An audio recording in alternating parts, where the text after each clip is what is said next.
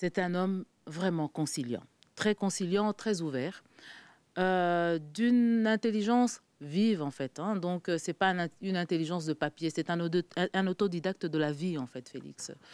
On s'est battus ensemble, on a vécu ensemble les nuits, on voyait des roquettes traverser nos maisons à Kinshasa.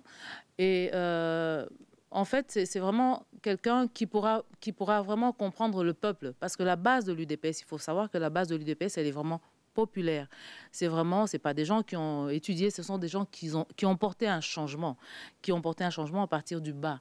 Et c'est avec ces gens-là qui se battent, ces gens-là qu'on retrouve dans des charniers, les charniers de Kabila dont on parle ici, qu'on a retrouvé, dont on retrouve des membres de la famille qui sont avec nous. Avant Félix Tshisekedi, il y avait justement mon beau-père Étienne Tshisekedi, qui était le président de l'UDPS, mais je signale aussi au détour que le premier président de l'UDPS s'appelait Frédéric Ibassa-Maliba, d'où le lien en fait avec l'international socialiste, hein, parce que l'UDPS fait partie de l'international socialiste, d'où le lien en fait filial que nous avons ici avec la Belgique socialiste. Au Congo, ça a été vraiment tendu, parce que bon, il faut aussi compter les morts qu'il y a eu, hein, juste pendant cette campagne, on a eu encore des milliers de morts, hein, rien que pour cette campagne.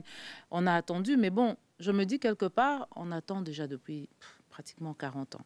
C'est la première fois. Je peux rendre hommage un petit peu, mais pas tout à fait, parce que je pense que la CENI n'a pas été totalement indépendante, comme elle le dit, mais je rends quand même hommage à la CENI pour le travail qui a été mené. C'est la première fois qu'on a vraiment des élections démocratiques.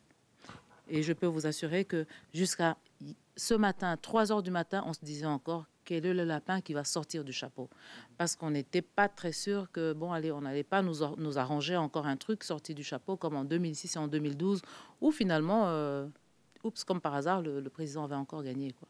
Là, ça veut dire que la période Kabila est vraiment terminée? Elle est vraiment terminée.